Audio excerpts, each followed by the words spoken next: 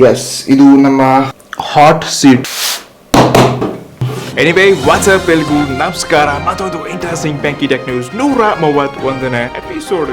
ತುಂಬಾ ಇನ್ಫಾರ್ಮೇಶನ್ ತಗೊಂಡ್ಬಂದಿದ್ದೀನಿ. ಆರಾಮಾಗಿ ಕೂತ್ಕೊಂಡು ಬೆಚ್ಚಿಗೆ ಟೆಕ್ ನ್ಯೂಸ್ ನೋಡಿ ಒಂದೊಂದೇ ಲೈಕ್ ಮಾಡಿ. ಸೊ ಲಿಸ್ಟಲ್ಲಿ ಮೊದಲನೇ ನ್ಯೂಸ್ ನ ಹೇಳೋಕ್ಕಿಂತ ಮುಂಚೆ ಒಂದು ಚಿಕ್ಕ ಅಪ್ಡೇಟ್. ನೀವು ತುಂಬಾ ಜನ ನಮ್ಮ ಗ್ಯಾಜೆಟ್ ಸೀರೀಸ್ಗಳು ನಾವೇನೋ ರಿವ್ಯೂಸ್ ಮಾಡಿರ್ತೀವಿ ಅಂತ ಪ್ರಾಡಕ್ಟ್ಸ್ ಗಳನ್ನ ನಮ್ಮ ಲಿಂಕ್ ಇಂದ ಪರ್ಚೇಸ್ ಮಾಡ್ತೀವಿ. ಸೊ ನಾವಲ್ಲಿ ಒಂದು ಅಫಿಲಿಯೇಟ್ ಲಿಂಕ್ ಅನ್ನ ಕೊಟ್ಟಿರ್ತೀವಿ. ಅದ್ರ ಥ್ರೂ ನೀವು ಪರ್ಚೇಸ್ ಮಾಡಿದ್ರಿ ಅಂತಂದ್ರೆ ನಮ್ಗೆ ಚಿಕ್ಕ ಅಮೌಂಟ್ ನ ಕಮಿಷನ್ ಸಿಗುತ್ತೆ. ಸೊ ಇದ್ರ ಥ್ರೂ ನಾವು ಮತ್ತೆ ಬೇರೆ ಬೇರೆ ಗ್ಯಾಜೆಟ್ಸ್ ಗಳನ್ನ ಪರ್ಚೇಸ್ ಮಾಡಬಹುದು. ಸೊ ಖಂಡಿತ ನೀವು ಯಾವುದೇ ವಸ್ತುನ ಅಮೆಝಾನ್, ಫ್ಲಿಪ್ಕಾರ್ಟ್ ಇಂದ ಪರ್ಚೇಸ್ ಮಾಡಬೇಕಾದ್ರೆ ನಾವು ಲಿಂಕ್ ಡಿಸ್ಕ್ರಿಪ್ಷನ್ ಅಲ್ಲಿ ಕೊಟ್ಟಿರ್ತೀವಿ. ಸೊ ಈ ವಿಡಿಯೋನಲ್ಲಿ ಕೂಡ ಆ ಲಿಂಕ್ಸ್ ಗಳು ನಿಮ್ಗೆ ಸಿಗುತ್ತೆ. ಸೊ ಈ ಒಂದು ಚಿಕ್ಕ ಸಹಾಯ ನಮ್ಗೆ ತುಂಬಾ ಹೆಲ್ಪ್ ಸಿಗತ್ತೆ, ಅದು ನಿಮ್ ಕಡೆಯಿಂದ. ಲಿಸ್ಟಲ್ಲಿ ಮೊದಲನೇ ನ್ಯೂಸ್ ಬರ್ತಾ ಇದೆ, ಅದು ರಿಯಲ್ಮಿ ಕಡೆಯಿಂದ. ಹೌದು, ಸ್ವಲ್ಪ ಇದು ಹಾಟ್ ಸುದ್ದಿ ಅಂತಾನೆ ಹೇಳ್ಕೋಬಹುದು. ರಿಯಲ್ಮಿ ಅವರು ರಿಯಲ್ಮಿ 10 ಸೀರೀಸ್ ನ ಲಾಂಚ್ ಮಾಡಿದ್ರು. ಅದು 10 Pro ಮತ್ತು 10 Pro Plus ಅಂತ. ಸೊ ಈ ಫೋನ್ಸ್ ಗಳಲ್ಲಿ ಸಿಕ್ಕಾಪಟ್ಟೆ ಬ್ಲಾಟ್ ವೇರ್ಸ್ ಗಳನ್ನ ಕೊಟ್ಟವ್ರು ಗುರು. ಸೊ ಏನೋ ನೀವು ಪ್ಲೇ ಸ್ಟೋರ್ ಅಲ್ಲಿ ಯಾವ್ದೋ ಗೇಮ್ ಡೌನ್ಲೋಡ್ ಮಾಡಕ್ ಹೋದ್ರಿ ಅಂತಂದ್ರೆ ಏನೇನೋ ಸಜೆಷನ್ಸ್ ಗಳು ಬರುತ್ತೆ. ಅಡ್ವರ್ಟೈಸ್ಮೆಂಟ್ ಮಿಡಲ್ ಬಂದ್ಬಿಟ್ಟು ನೀವು 3 ಪತ್ತಿ ಡೌನ್ಲೋಡ್ ಮಾಡಿ 18+ ಹಾಟ್ ವಿಡಿಯೋ ಕಾಲ್ಸ್, ಗರ್ಲ್ಸ್ ಏನೇನೋ ಅಪ್ಲಿಕೇಶನ್ಸ್ ಇರುತ್ತೆ ಅದನ್ನ ಡೌನ್ಲೋಡ್ ಮಾಡಕ್ ಸಜೆಸ್ಟ್ ಮಾಡ್ತಾ ಇದೆ. ಇವನ್ ಪ್ಲೇ ಸ್ಟೋರ್ ಇರೋ ಅಂತ ಅಪ್ಲಿಕೇಶನ್ಸ್ ಗಳು Dream 11 ಇನ್ನಿತರ ಬೇರೆ ಬೇರೆ ಬ್ಲಾಟ್ವೇರ್ ಅಪ್ಲಿಕೇಶನ್ಸ್ ಗಳನ್ನ ಪ್ರೀ ಇನ್ಸ್ಟಾಲ್ ಕೂಡ ಇದೆ ಮತ್ತು ಇನ್ಸ್ಟಾಲ್ ಮಾಡಕ್ಕೆ ತೋರಿಸ್ತಾ ಇದೆ. ಸೊ ರಿಯಲ್ಮಿನವರು ಇಷ್ಟೊಂದು ದೊಡ್ಡ ಕಂಪನಿ ಆಗಿ ಈಗ ಆಲ್ರೆಡಿ ಎಷ್ಟೊಂದು ರೆಸ್ಪಾನ್ಸಿಬಿಲಿಟಿ ಅವ್ರ ಮೇಲೆ ಬಿಟ್ಬಿಡ ಹೊಸ ಸೀರೀಸ್ ಗಳಲ್ಲಿ ಇಂತ ತಪ್ಪುಗಳನ್ನ, ಚಿಲ್ಲರೆ ತಪ್ಪುಗಳನ್ನ ಏನಕ್ಕೆ ಮಾಡ್ತಿದ್ರೆ ಗೊತ್ತಿಲ್ಲ. ಬಟ್ ಇದು ತುಂಬಾ ಅಂದ್ರೆ ತುಂಬಾ ಒಂದು ದೊಡ್ಡ ಸ್ಕ್ಯಾಮ್ ಅಂತಾನೆ ಹೇಳ್ಕೊಳ್ಬಹುದು. ಸೊ ಇದು ನನಗೆ ಕಂಪ್ಲೀಟ್ಲಿ ಇಷ್ಟ ಆಗಿಲ್ಲ. ಸೊ ತುಂಬಾ ಜನ ನೀವು ರಿವ್ಯೂ ಮಾಡಕ್ ಕೇಳ್ತಿದ್ರಿ. ನಾನು ಇದನ್ನ 14th ಡಿಸೆಂಬರ್ ಫಸ್ಟ್ ಸೇಲ್ ಇದೆ Pro Plus ಮತ್ತೆ 16th ಗೆ Pro ಸೀರೀಸ್ ಫಸ್ಟ್ ಸೇಲ್ ಇದೆ. ಆ ಫಸ್ಟ್ ಸೇಲ್ ಅಲ್ಲಿ 2 ಸ್ಮಾರ್ಟ್ ಫೋನ್ಸ್ ಗಳನ್ನ ಪರ್ಚೇಸ್ ಮಾಡಿ ನನ್ನ ಆನೆಸ್ಟ್ ಒಪಿನಿಯನ್ ಇದ್ರ ಬಗ್ಗೆ ಡೀಪ್ ಆಗಿ ಹೇಳಿದ್ದೀನಿ. ಅದಕ್ಕೆ ವೇಟ್ ಮಾಡಿ. ಬಾಕಿ 25,000 ರೂಪಾಯಿ ಲಾಂಚ್ ಮಾಡಿದ್ದಾರೆ. ಸೊ ಇದು ವ್ಯಾಲ್ಯೂ ಫಾರ್ ಮನಿ ಏನಲ್ಲ, ಎಲ್ಲ ಡೈರೆಕ್ಟ್ಲಿ ನಾನು ಅನ್ಬಾಕ್ಸಿಂಗ್ ಒಂದಿಗೆ ರಿವ್ಯೂ ಇದನ್ನ ತಗೊಂಡ್ ಬರ್ತೀನಿ. ಹಾಗಾದ್ರೆ ನಿಮ್ಗೆ ಏನ್ ಅನ್ಸುತ್ತೆ? ಲೈಕ್ ಈ ಬ್ರಾಂಡ್ಸ್ ಗಳು ಇಂತ ಕೆಲಸಗಳನ್ನ ಮಾಡೋದ್ರಿಂದ ಇದು ಸರಿನಾ ತಪ್ಪ? ನೀವು ಕೆಳಗಡೆ ಕಮೆಂಟ್ಸ್ ಹಚ್ಚೋಕೆ ಮರಿಬೇಡಿ. ನೆಕ್ಸ್ಟ್ ನ್ಯೂಸ್ ಬರ್ತಾ ಇದೆ, ಅದು ಸ್ಯಾಮ್ಸಂಗ್ ಕಡೆಯಿಂದ. ಸ್ಯಾಮ್ಸಂಗ್ ನವರು ಸ್ಯಾಮ್ಸಂಗ್ M04 ಅಂತ ಒಂದು ಹೊಸ ಡಿವೈಸ್ ನ ಲಾಂಚ್ ಮಾಡಿದ್ರೆ. ಇದು ಫಸ್ಟ್ ಸೇಲ್ ಅಮೆಝಾನ್ ಅಲ್ಲಿ ಇದೆ. 16 ಡಿಸೆಂಬರ್ಗೆ ಸ್ಟಾರ್ಟ್ ಆಗಲಿದೆ. ಇದರಲ್ಲಿ 8GB RAM ವೇರಿಯಂಟ್ ಏನೋ ಆಪ್ಷನ್ ಒಂದು ಕೊಡ್ತಿದ್ದಾರೆ ಅಂತೆ. 464 ಕೂಡ ಇದೆ. ಕೇವಲ 8,000 ರೂಪಾಯಿ ಇದನ್ನ ಲಾಂಚ್ ಮಾಡಿದ್ದಾರೆ. ಸೊ ಇದರಲ್ಲಿ 90 Hz ನ LCD ಪ್ಯಾನಲ್ ಕೊಡ್ತಾ ಇದ್ದಾರೆ ಮತ್ತು Helio P35 ಪ್ರೊಸೆಸರ್ ಒಂದಿಗೆ ಇದರಲ್ಲಿ 5000 mAh ಮಾನ್ಸ್ಟರ್ ಬ್ಯಾಟರಿ ಕೂಡ ತಗೊಂಡ್ ಬರ್ತಿದ್ದಾರೆ. Yes, budget category Samsung phones ಗಳು ಈ ಅಂಡರ್ 10,000 ಇರುತ್ತೆ. ಇದು ಓಕೆ ಇರುತ್ತೆ. ಅಷ್ಟೊಂದು ಇಂಪ್ರೆಸ್ ಆಗಿರುವಂತ ತಾಕತ್ ಆಗಿದೆ ಫೋನ್ ಅಂತ ಅನ್ಸಲ್ಲ. ಬಟ್ ಚೈನೀಸ್ ಫೋನ್ಸ್ ಗಳು ಈ ಪ್ರೈಸ್ ರೇಂಜ್ ಅಲ್ಲಿ ತುಂಬಾ ಒಳ್ಳೆ ಕೆಲಸ ಮಾಡ್ತಾ ಇದೆ. ಸ್ಯಾಮ್ಸಂಗ್ ಇಲ್ಲಿ ಇನ್ನಷ್ಟು ಬ್ರಾಂಡ್ ವ್ಯಾಲ್ಯೂ ನ ಬಿಟ್ಬಿಟ್ಟು ಸ್ವಲ್ಪ ಒಳ್ಳೆ ಸ್ಪೆಸಿಫಿಕೇಶನ್ ಕೊಟ್ಟರೆ ಚೆನ್ನಾಗಿರುತ್ತೆ ಅಂತ ಅನ್ಕೋತೀನಿ. ನೋಡೋಣ, ಇದನ್ನ ಕಳ್ಸಿಕೊಟ್ರೆ ಖಂಡಿತ ಅನ್ಬಾಕ್ಸ್ ಮಾಡಿ ಇದ್ರ ಎಕ್ಸ್ಪೀರಿಯನ್ಸ್ ನ ತಿಳಿಸ್ತೀನಿ. ನೆಕ್ಸ್ಟ್ ನ್ಯೂಸ್ ಬರ್ತಾ ಇದೆ, ಅದು ಇವತ್ತಿನ ಹಾಟ್ ಸುದ್ದಿ. ನಾನು ಫುಲ್ ಎಕ್ಸೈಟೆಡ್ ಇದ್ದೀನಿ. ಅದು ರೆಡ್ಮಿ ನೋಟ್ 12 Pro ಗುರು. ಸೊ 12 Pro ನ ಆಫೀಸಿಯಲ್ ಆಗಿ ಡೇಟ್ ಕನ್ಫರ್ಮ್ ಆಗಿದೆ. ಸೊ ಇದು ನವೆಂಬರ್ 5ನೇ ತಾರೀಕಿನ ಭಾರತದಲ್ಲಿ ಲಾಂಚ್ ಆಗಲಿದೆ. ಒಟ್ಟಾರೆ 3 ಫೋನ್ಸ್ ಗಳು, ಅದೇ Redmi note 12, note 12 Pro, note 12 Pro Plus 3 phones ಗಳು 5G ಆಗಲಿದೆ. ಸೊ ಇದೊಂದು ಒಳ್ಳೆಯ ವಿಚಾರ. ಇಷ್ಟಲ್ಲೇ ಸ್ಪೆಷಲಿ ರೆಡ್ಮಿ 12 Pro Plus ಏನಿದೆ, ಇದ್ರಲ್ಲಿ 200 ಮೆಗಾ ಪಿಕ್ಸೆಲ್ ನ ಕ್ಯಾಮೆರಾ ಹೋಗ್ಕೊಂಡು ಬರ್ಲಿದೆ ಅಂತೆ. 120 ವ್ಯಾಟ್ ನ ಫಾಸ್ಟ್ ಚಾರ್ಜಿಂಗ್ ಪವರ್ ಒಂದಿಗೆ ಒಂದು ಒಳ್ಳೆ ಸ್ಪೆಸಿಫಿಕೇಶನ್ ತಗೊಂಡ್ ಬರ್ತಿದ್ದಾರೆ. ಇದರಲ್ಲಿ Dimensity 1080 processor, same Realme 10 Pro Plus ಏನಿದೆ ಅದೇ ಪ್ರೊಸೆಸರ್ ಇದ್ರಲ್ಲಿ ಕೂಡ ನೋಡ್ತಾ ಇದ್ವಿ. ಒಟ್ಟರಲ್ಲಿ ಮತ್ತೆ ಫುಲ್ ಹಣಾಹಣಿ ಯುದ್ಧ ಅಂತೂ ಹಾಗೆ ಆಗತ್ತೆ. ನೆಕ್ಸ್ಟ್ ನ್ಯೂಸ್ ಐಕ್ಯೂ ಕಡೆಯಿಂದ.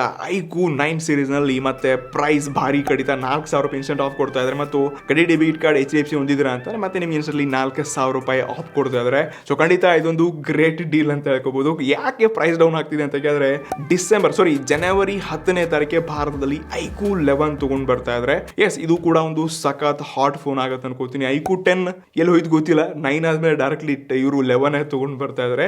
ಎಸ್, ಇದು ತುಂಬಾ ಹೈಪ್ ಮಾಡುವಂತ ಸ್ಮಾರ್ಟ್ ಫೋನ್ ಆಗಲಿದ್ದು ಈ 9 ಸೀರೀಸ್ ಅಲ್ಲಿ ಎಷ್ಟೊಂದು ಹವಾ ಮಾಡಿದ್ರು. ಐಕ್ಯೂ 9, 19 ಎಲ್ಲ ತುಂಬಾ ಒಳ್ಳೆ ಸ್ಪೆಸಿಫಿಕೇಶನ್ ತಗೊಂಡ್ಬಂದಿದ್ರು. ಸದ್ಯದ ಮಾರ್ಕೆಟ್ ಅಲ್ಲಿ ಐಕ್ಯೂನವರು ಇವರು ಮಿಡ್ ಎಂಡ್ ಅಲ್ಲೂ ಮತ್ತೆ ಫ್ಲಾಗ್ಶಿಪ್ ಅಲ್ಲೂ ತುಂಬಾ ಒಳ್ಳೆ ಕೆಲಸ ಮಾಡ್ತಾ ಇದ್ದಾರೆ. ಸೊ ವಿವೋ ಅವ್ರ ಸಬ್ ಬ್ರಾಂಡ್ ಎಷ್ಟಾದ್ರೂ ಎಲ್ಲಾ ಸ್ಪೆಕ್ಸ್ ನ ಅಲ್ಲಿಂದ ಸೇಮ್ ಫೋನ್ಸ್ ಗಳನ್ನ ಸ್ವಲ್ಪ ಚಿಕ್ಕ ಪುಟ್ಟ ಚೇಂಜಸ್ ನ ಮಾಡ್ಬಿಟ್ಟು ಬಜೆಟ್ ಅಲ್ಲಿ ತಗೊಂಡ್ ಬರ್ತಿದ್ದಾರೆ. ಹೀಗಾಗಿ ಇವರು ಮಾರ್ಕೆಟ್ ಅಲ್ಲಿ ತುಂಬಾ ಫೇಮಸ್ ಆಗ್ತಾ ಇದ್ದಾರೆ. ಸೊ ನೋಡೋಣ ಅಂತೆ ಮಾರ್ಕೆಟ್ ಅಲ್ಲಿ ಮತ್ತೆ ಐಕ್ಯೂ ಏನೆಲ್ಲ ಫ್ಲಾಗ್ಶಿಪ್ ಅಲ್ಲಿ ಹವಾ ಮಾಡತ್ತ ಅಂತ.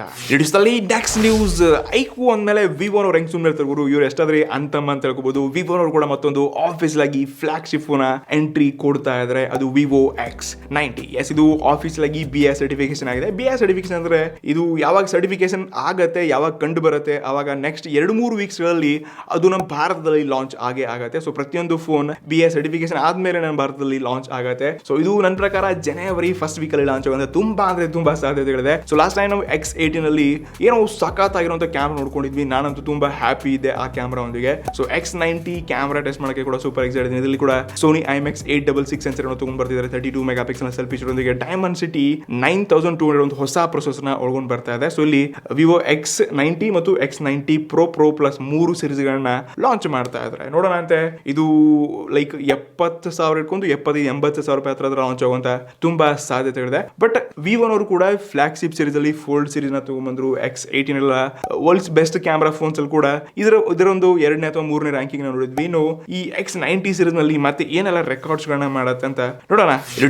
ನೆಕ್ಸ್ಟ್ ನ್ಯೂಸ್ ಬರ್ತಾ ಇದೆ. ಅದು ಮೋಟೋರೋಲಾ ಕಡೆಯಿಂದ ಮೋಟೋ X40. ಈ ಫೋನ್ ಡಿಸೆಂಬರ್ 15ನೇ ತಾರೀಕಿಗೆ ಆಫೀಸಿಯಲ್ ಆಗಿ ಚೈನಾದಲ್ಲಿ ಲಾಂಚ್ ಮಾಡ್ತಾ ಇದ್ದಾರೆ. ಸದ್ಯದಲ್ಲಿ ಮೋಟೋ ಮತ್ತು ಐಗು ಫೋನ್ಸ್ ಗಳು ಭಾರತದಲ್ಲಿ ಬಜೆಟ್ ಕ್ಯಾಟಗರಿ ಮತ್ತು ಬಜೆಟ್ ಬಿಟ್ಟು ಸ್ವಲ್ಪ ಒಂದು ಒಳ್ಳೆ ಅಮೌಂಟ್ಸ್ ಅಲ್ಲಿ ಕೂಡ ತುಂಬಾ ಫೋನ್ಸ್ ಗಳನ್ನ ಲಾಂಚ್ ಮಾಡ್ತಾ ಇದ್ದಾರೆ. ಸೊ ಮಾರ್ಕೆಟ್ ಕಾಂಪಿಟೇಷನ್ ಜಾಸ್ತಿ ಆಗ್ತಿದೆ. ಒಳ್ಳೆ ಫೋನ್ಸ್ ಮತ್ತು ಒಳ್ಳೆ ಟೆಕ್ನಾಲಜಿ ಕೂಡ ನೋಡ್ತಾ ಇದ್ವಿ.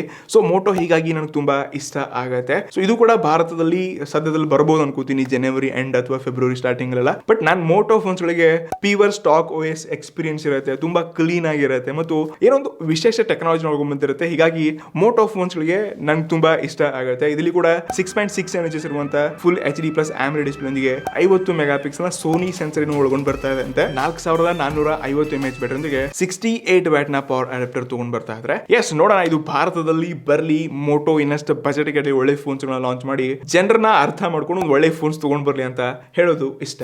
ಅಲ್ಲಿ ಮತ್ತೊಂದು ಹಾಟ್ ಸುದ್ದಿ ಅಂತ ಅಂದ್ರೆ ತುಂಬಾ ಲೀಕ್ ಸುದ್ದಿನ ಕೇಳಿ ಸಾಕಾಗೋಗಿತ್ತು. ಇವಾಗ ಸ್ಟ್ರಾಂಗ್ ಲೀಕ್ಸ್ ಗಳು ಬರ್ತಾ ಇದೆ. ಅದು ಜಿಯೋ ಫೋನ್ 5G. ಎಸ್, ಇದು ಸದ್ಯದಲ್ಲಿ ಗೀಕ್ ಬೆಂಚ್ ಅಲ್ಲಿ ಸ್ಪಾಟ್ ಆಗಿರೋ ಹಾಗೆ 8 5G ಬ್ಯಾಂಡ್ಸ್ ನ ಒಳಗೊಂಡು ಬರಲಿದೆ ಅಂತೆ. ಅದು ಸ್ನ್ಯಾಪ್ಡ್ರ್ಯಾಗನ್ 480 ಚಿಪ್ಸೆಟ್ ಒಂದಿಗೆ 6.5 ಇಂಚಸ್ ಇರುವಂತಹ HD+ ಡಿಸ್ಪ್ಲೇ ಒಂದಿಗೆ 13 mega pixel plus 2 mega pixel ನ ಡ್ಯೂಯಲ್ ರಿಯರ್ ಕ್ಯಾಮೆರಾ ಮತ್ತು 8 ಮೆಗಾ ಪಿಕ್ಸೆಲ್ ನ ಸೆಲ್ಫಿ ಶೂಟರ್ ನ ಒಳಗೊಂಡು ಬರ್ತಾ ಇದೆ ಮತ್ತು 5000 mAh ಬ್ಯಾಟರಿನ ಒಳಗೊಂಡು ಬರಲಿದೆ ಅಂತ. ಖಂಡಿತ ಇದೊಂದು ಬೇಸ್ ಮಾಡೆಲ್ ಅಂತ ಹೇಳ್ಕೋಬಹುದು, ಬೇಸ್ ವೇರಿಯಂಟ್ ಅಂತ ಹೇಳ್ಕೋಬಹುದು. ಎಸ್, ಮಾರ್ಕೆಟ್ ಅಲ್ಲಿ ಇದು 5G ಫೋನ್ ಮತ್ತು ಜಿಯೋ ಅಂದ್ಮೇಲೆ ಚೀಪ್ ಬೆಲೆಗೆ ಲಾಂಚ್ ಮಾಡತ್ತೆ ಅಂತ ಅನ್ಬೋದು. ನನ್ನ ಪ್ರಕಾರ 6 ಅಥವಾ 7,000 ರೂಪಾಯಿ ಕೊಂಡು 8-9,000 ರೂಪಾಯಿ ಹತ್ರ ಇದು ಲಾಂಚ್ ಆಗುತ್ತೆ. 10,000 ರೂಪಾಯಿ ಆಯ್ತಪ್ಪ ಅಂತಂದ್ರೆ ಎಸ್, ನಾರ್ಮಲ್ ಬೇರೆ ಚೈನೀಸ್ ಫೋನ್ಸ್ ಗಳಿಗೆ ಮತ್ತೆ ಇದಕ್ಕೆ ಏನು ಡಿಫರೆನ್ಸ್ ಆಗೋದಿಲ್ಲ.